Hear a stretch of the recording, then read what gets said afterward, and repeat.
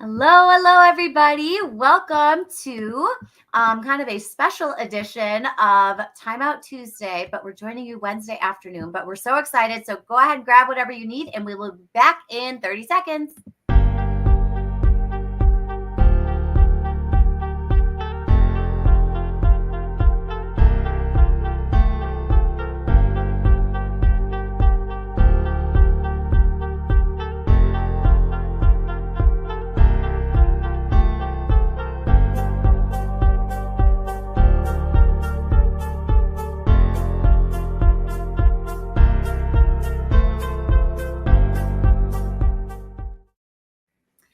All right, everyone. Welcome, welcome. I'm so excited. And we have like this fun little programming update because during the summer, we don't do Wind Down Wednesday. We're trying out Timeout Tuesday at 10.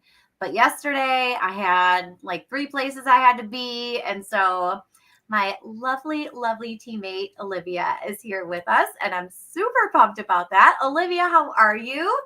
I'm doing okay.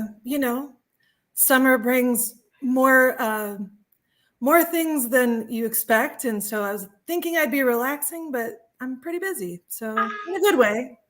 Yes. I always laugh at that too because I feel like I'm notorious for saying like I love Carly in the summer better. Like I love summer Carly much better. But summer like fills up insanely fast. And it's also the time where we're like, we have to pack in this project. We have to pack in this like home thing that we were trying to get done. Can't do it during the school year, but we're going to try it over the summer. And we have all the appointments we put off all year. We pack that into the summer too. So it's like, it's so much. It's so much.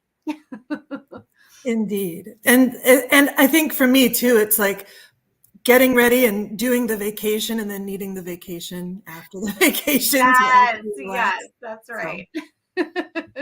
all good stuff though. All good stuff. That's right. That's right.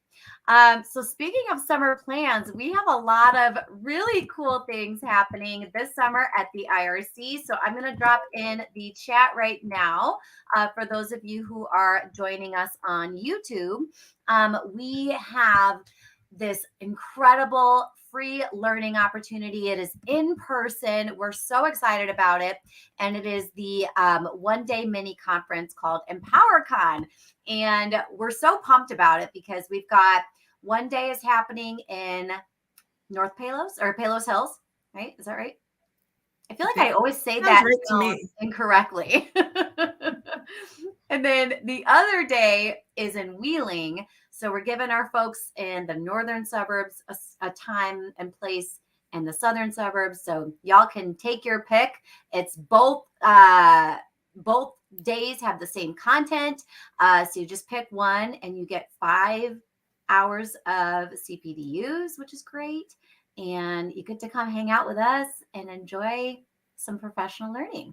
So that is free. You can find all that information on our website, and registration is open. But I will say, y'all, make sure you register now because spots are filling up. We only have a limited amount of spots for this because it is kind of an exclusive event. We're really excited about it, but y'all got to get registered. So we're very excited about that. And lots of other cool things happening all summer long at the IRC. So make sure you're following us on all of our social media platforms. Any other cool events? Any other cool things happening at the IRC or other? Not an event, but I want to make sure people know about a recently released post on Drag Queen Story Hour. So we have released a little like mini position statement on how on our support for Drag Story Hour, especially given all the attacks on drag and drag performance of late. So in honor of Pride, in honor of doing the right thing, we've released that. So I hope people will read that and enjoy it and share it. Yes, yes. And I'm going to go ahead and link that right here in the comments. So if you are joining us on YouTube, you can just click that link. If you're not joining us on YouTube, we'll make sure that we link it on all of our social media platforms so you can see it, read it, share it. because it is a really important piece and it has a very important message. And I am so like, I'm so excited that piece is going out, and it just makes me very proud to be a part of this organization. So thank you for that. Super, super excited about that. Today's topic, as we are kind of coming together this afternoon, is we kind of wanted to start having a conversation about science of reading and multilingual learners. So on a kind of related note, I want to share the position statement that we have from the IRC that has been up on our site for a little while, a few weeks now. So I want to make sure that we have that linked for you as well, so I can link that. And in that piece, you'll also see a whole bunch of really great resources for ongoing learning, because I think this is one of those things that will continue to expand as we learn more, as we share more, as we all dialogue more with each other. So I just kind of want to open it up, Olivia, wherever you want to start and hop in, because there's so many different ways that we can take this. Yeah, well, so I've been really, we've released this piece on science of reading, and obviously it's, people are talking about it all over. And I think I've been thinking a lot about the kind of the intersection of that conversation with and literacy in general with the idea of translanguaging. I just got back from the Translanguaging Institute in Albuquerque, and it was super cool. And I could go a lot of different directions with that. But just to start off, I think there was a lot of conversation there about science of reading and really taking a multilingual perspective and making sure we just have a critical eye on this or any other initiative that affects all students, including bilingual and multilingual students. So there was a lot of great conversation about, kind of exerting our agency as educators to really look at something with that lens, right? Mm-hmm. So in this case, science of reading, and really being judicious about what we extract that might really serve our population, but really being attentive to how there may be a monolingual perspective in certain pieces of that concept or that practice, especially as it manifests in different ways in different districts. So really thinking about how we as educators claim agency over those kinds of decisions, and really it's incumbent on us to bring that multilingual perspective. Yes. Oh my gosh! So you said so much. So I want to hear more about. I really do. About the conference you just attended in Albuquerque, because that sounds incredible. But it sounds like a lot of dialogue was happening there about this topic, which is exciting. And again, I think it's also become one of those things where it's been polarized, you're either in this camp or you're not in this camp. And I've seen some pretty heated debates on social media feeds and stuff like that. But I think there's also still this layer of what do we know? What do we not know? How comfortable are we with this knowledge and with our own understandings? But there's so much. But I'm going to go ahead and shift gears, if you don't mind. I would love to talk more about the translanguaging piece. Because you were just in Albuquerque. So I think there's just so many different things that we can do, because while science of reading has a lot of hot topics, I'd love to kind of dive a little bit more into the translanguaging. If you can kind of steer us any takeaways, any key moments from the conference or other pieces. Well, actually what you just said, right? This kind of culture of we need to be all in on one camp or the other, this kind of idea of either or, and we have to stand firm in that, is actually a great contrast to one of the concepts behind translanguaging, right? That there's this kind of both and, this kind of letting go of these rigid binaries that we tend to gravitate towards in our culture, and really make space for fluidity across ideas or practices. Again, with that agency piece, like having the freedom and having the kind of the permission that we give ourselves or that we demand from others to make decisions and think more fluidly about some of these things. So like one of the things that comes up again and again, it came up at the Institute, is this concern that people say, well, if we're doing translanguaging, then we like what happens to the English language instruction? Like, does that just all erode? Is it just a free for all, right? So there's this either or thinking, and in dual language programs, it's particularly a concern too, right? Because they're trying to protect time not just for English language development, but also language development in the partner language of the program, right? Spanish or Arabic or what have you. So I think that's kind of a key thing for us to keep top of mind and to keep chewing on, is like, how do we create space for both things being valid and important, without feeling that we have to like keep them separate and keep them and like stand in just one place, right? So one example, to be a little more concrete, is that in a dual language program, for example, we can create translanguaging spaces where we are really paying attention to the natural ways that kids are using language and inviting in their home language practices, whatever that may be, right? And then also having protected time where our focus is really about the development of English or Spanish or Tagalog or Urdu or whatever the language is in that space, right? So, and I think we can be creative about how we structure that in our programs and in our classrooms and in kind of the in-between spaces, in the hallways, in the lunchroom, right? So, so that fluidity, I think, is something that is a stretch for many of us.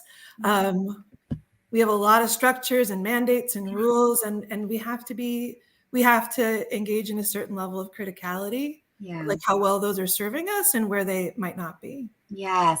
I appreciate so much that you said that, because I remember being in the classroom and like being so tied to like my flow charts and my tables and my language allocation plan and all of the things, right? Like we have been trained to function in that type of way. But like, if we're thinking about justice for the kids that we are serving, like we can't just be living in these like rigid structures. Like we're not teaching robots and our brains are not robotic. Like we really like allowing that fluidity to happen allows us to be inclusive of our students. It allows us to be responsive to their needs, their language needs, affirming their identities, affirming their growth as languagers and as human beings, like all of these different things. So I just appreciate you really like when you said that, it was like, oh my gosh, I remember all my charts. Yeah. Yeah. And I think, and it's a real process to, to get good at that piece of it. It's really the art of teaching, right? Is like having plans, having structures. It's not about throwing away structure. Yes. Right? Yes. It's not a free for all. Yes. Yes. Having plans, but anticipating that there are going to be things you want to respond to contingent in the moment. Yeah. There are going to be things that you don't want to let go or ignore, right? Because you have a plan. And so that flexibility, I think, is really hard to cultivate because of our own personalities, maybe, but also because the culture of the school may not really encourage that of teachers. And so that's a tension, I think, that's out there. But yeah, like creating space for that dynamic part, right? Translanguaging is the practice of dynamic bilingualism, right? And that word dynamic is so important. So we have to resist this like push to be kind of static and rigid in our spaces. So, and it's a tough balance. It's tough. I will say too, because I want to acknowledge, I think teachers have not for a long time. In my experience, I've been in this over 30 years now. And I think teachers are in many ways encouraged to be compliant, to like stick to the plan, to stick to the manual, to stick to, right? And we have not really been encouraged to exert our own agency, to trust our instincts, but we're the ones who have the most direct line to who the kids are, and therefore what their strengths are, what their needs may be, how they're changing over the course of the year. Through the data we collect, the quantitative stuff, but also just that personal relationship that we build with them. And so we need to create spaces where teachers are encouraged and supported in doing that and exerting their own agency. And I think that's kind of what drew me to translanguaging pedagogy, because it's not just about using multiple named languages together. It's about freedom and it's about identity. And we can't really nurture that in the kids if we're not nurturing that in our own professional culture with our colleagues. So yes. I love so much that you said that translanguaging is about freedom. Like, that is so empowering. And if we think about like what that can mean for us as the teachers, but also like what that means for our students, and like really stepping into like our full linguistic identities and our full just identities in general too. I think that's huge. I'm thinking about like our leadership too. Like, what are things that like you would want to share with folks who are leading in systems around the idea of translanguaging? The first thing that comes to mind is I think it's just understanding what is translanguaging and exploring how that can inform what we do in schools, how we structure, how we plan, how we instruction in the moment. I think that's a conversation that we can have across the school. I worked with my neighborhood school, and they did just such a fabulous job of this. They were starting a dual language strand, but the school has about a dozen languages present in the community. Okay. And what they did was facilitate conversations across the entire teaching staff, the entire faculty, about translanguaging, right? So in different programs, some people consider themselves monolingual, some people are teaching in bilingual programs, some people are in ESL, and facilitating that. But then also they had this fabulous book club with the parents. And so across languages, they were talking about translanguaging and looking at different translanguaging picture books together. And so the whole school, like across the year, there were several kind of moments where this was in focus, and then coming back together and reflecting and having more conversation. It was just so beautiful because everyone had a way to connect to this idea of how we all have experience with more than one language. Like, we may identify as monolingual, but we all have some knowledge of other named languages. We all have a rich and diverse communicative repertoire, right? With language and gesture and expression, right? Like art, all of it, right? And so there was a place for everyone to connect, and then including parents, right? And then have conversations with students about what this is and what the bilingual experience is and how we need to make space for it. So it was, I think that the leadership was down to do this, that they empowered the bilingual coordinator and other people to help lead this. And that it was a real experience of just listening to the community, getting to know each other through this lens, was a really new experience for a lot of people in the school. So that's one thing I would say is leaders can open up conversation, hopefully across the whole community, whatever that might look like. Because it also wasn't a training. It wasn't like proselytizing about like, you have to do this now because it's the cool new thing. And here are the 1, 2, 3 that you have to like comply with. It was like, let's have a professional, deep conversation about this idea and how can we learn from it, and like, what are the pieces that we think will really serve us and our community. So that'd be like my first big one. I love that. I really love too that it was like that you were sharing this example from this school, and it was school wide. It wasn't like the multilingual department doing it and like hoping for buy-in or hoping for, people to support it. It was like, no, this is who we all are. And we're all doing this learning and exploring and connecting around the idea. So I love that, because I think so many times we are in silos in schools for a lot of work. And it's unfortunate when we kind of break it all down and say like, gosh, like this is good for everybody. So I really love that it wasn't just like something that EL team was doing or something that the dual team was doing. It was for everybody. I love that so much. Yeah. Yeah. And I think many people were surprised that they had a way to connect, because we do like put it in that category, like, oh, that's for the bilingual people. Right.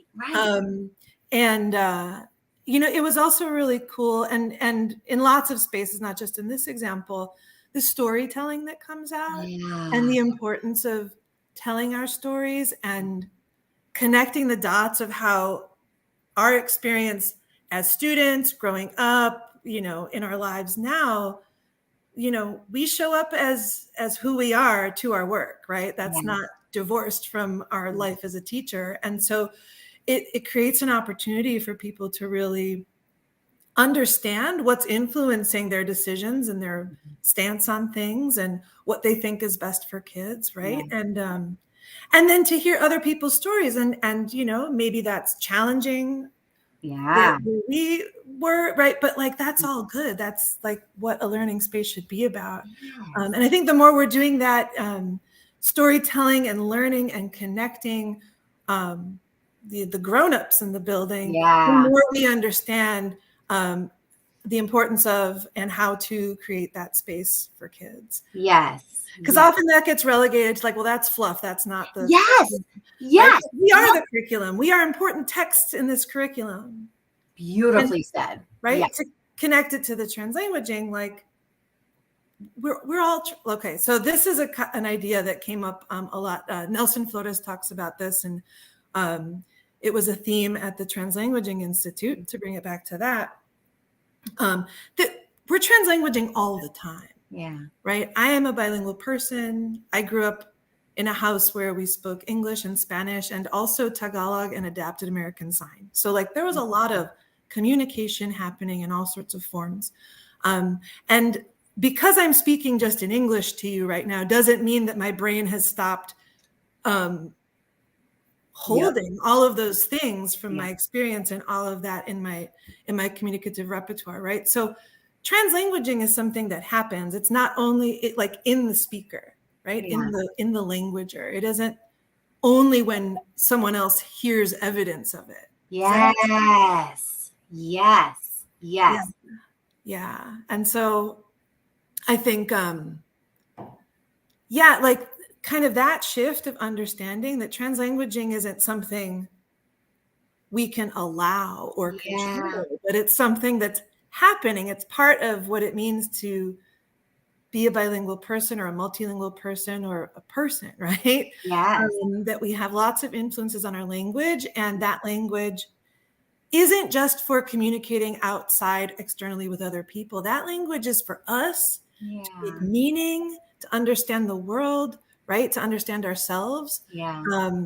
And so it's happening all the time. It's not a matter of controlling it or allowing it. It's to me, it's how teachers take that understanding and create space to leverage it to support kids in all sorts of ways in terms of their kind of whole well-being as well as their academic endeavors. Yes. I love that you said that about like languaging is for us, for ourselves too, like how we make meaning like internally. And I was thinking about like my mind was going, I was like, think of how many times like I have like these full on conversations in my own brain, like while I'm driving or while I'm taking a shower or while I'm doing laundry, like all the internal dialogue that is happening all the time. I'm like, gosh, like our brains are constantly languaging for ourselves, but like I've never stopped to like acknowledge that before.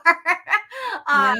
But I do like like you were saying, like we're just constantly languaging all the time, and it's not just the external things that we see or that we hear, it's just a constant flow.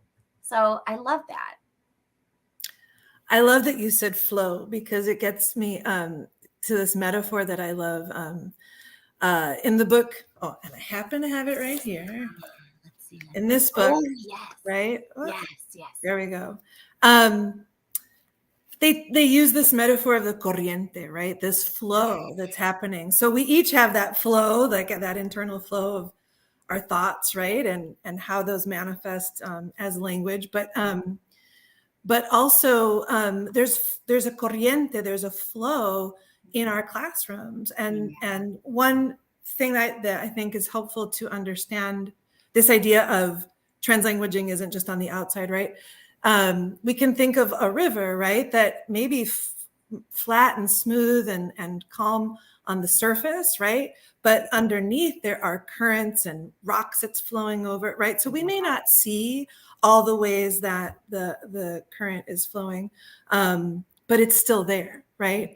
It may look still. And so I think, in the book they talk about, listening to the corriente, really creating space where we can open up and invite kids to use whatever language feels right. Yeah. For example, in a first draft of an essay, Yeah. or in certain conversations that we're guiding kids to have, we can open it up and say, let's use whatever language, because right now we're focused on making meaning and getting ideas going. Yes. So use everything you've got, use all your resources to do that.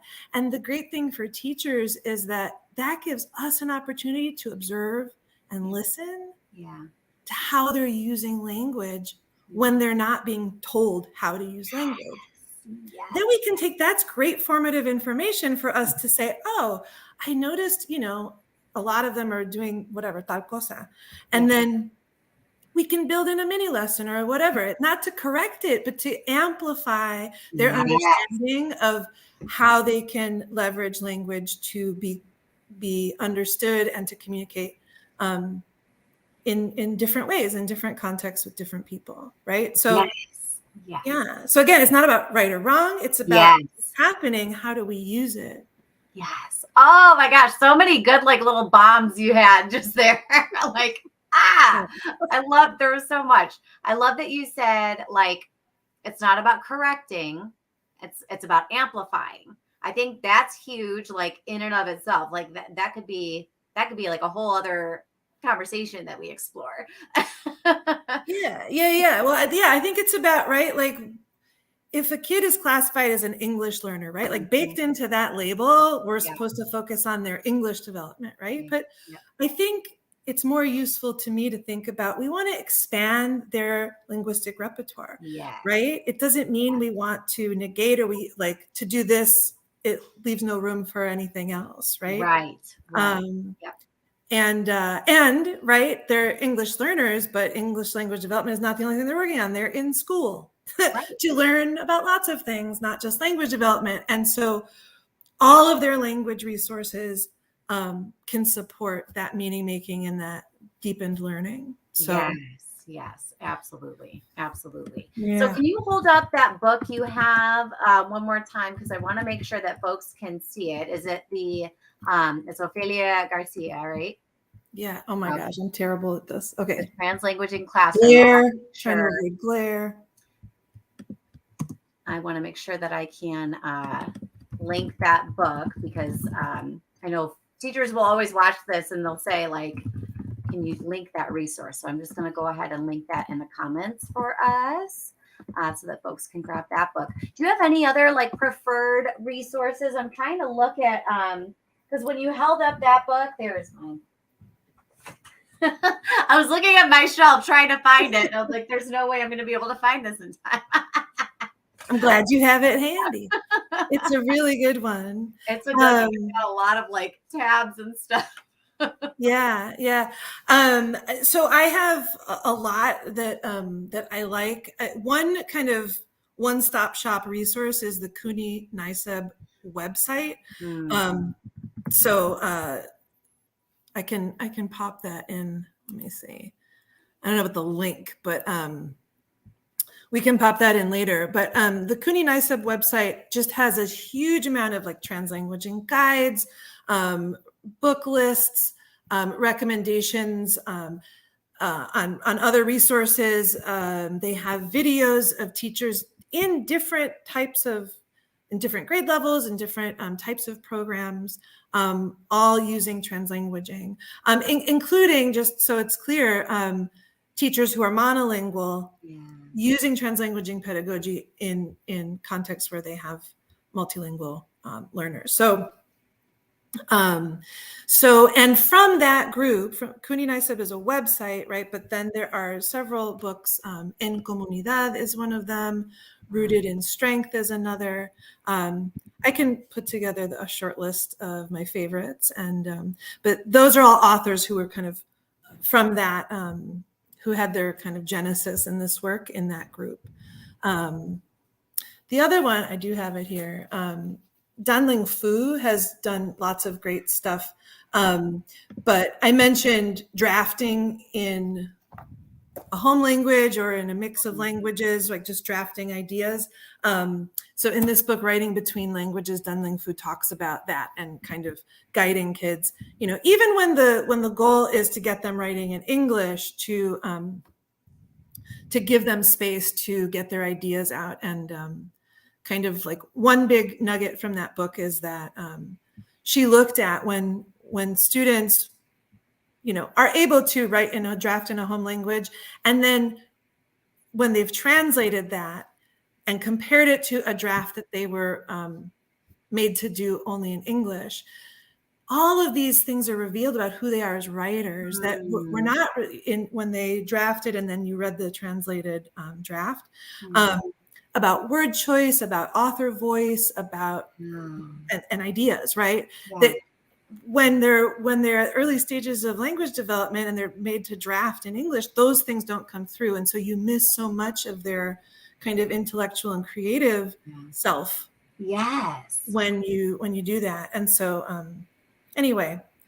Love that. Awesome. So I tried to link a few of those there in the comments, but there's just a lot of really great resources out there. And I think it's a growing list, right? Like, I feel like more and more people are starting to really do a lot of learning and a lot of connecting to the pedagogy of translanguaging. So I think it's an exciting time.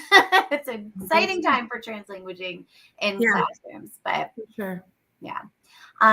Well, Olivia, thank you so much. I can't believe like our time is already like up all the way. Yeah. And I wanted to share one final book recommendation because I believe it was yesterday, but World Refugee Day. And I was so excited to receive this book in the mail. This is called Where Wildflowers Grow. And I made a little TikTok over on my TikTok channel. So I can link that as well. But this is a really, really beautiful book, and it gives the author kind of shares her experiences from her childhood of life in a refugee camp. And I'll see if I can find it really quick. But there was one moment in the book that really struck me, which was when she was saying goodbye to all of her friends. And there were so many tears. And, I think many times when we talk about students coming to the U.S., they're sometimes it's an assumption like, oh, well, now you get to come to the US and like lucky you. And that's it's not out of luck for many of our students. And the line that the author shared on that page is, if life in America is so great, why is everyone crying? And just like it captures that idea of goodbye, and all of the heartache and the hardship that goes with, you know, leaving a place that has served as your home for, you know, for so long. So definitely want to recommend this book. I know there's a lot of really wonderful, wonderful books on this topic, but this one was new to me, so I wanted to share it here.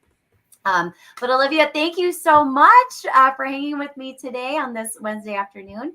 And next week, we'll be back on Tuesday at 10 a.m. And I will have other IRC buddies with me to explore other hot topics in the field. But Olivia, have a wonderful rest of your day. Thank you. You too. And we'll see you all next time. Thanks.